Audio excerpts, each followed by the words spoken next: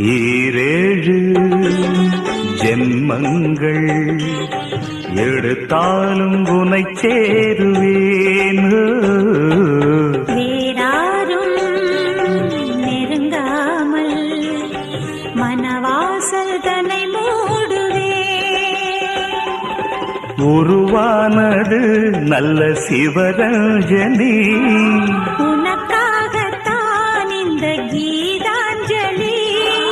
ராகங்களில் ஆராதனை,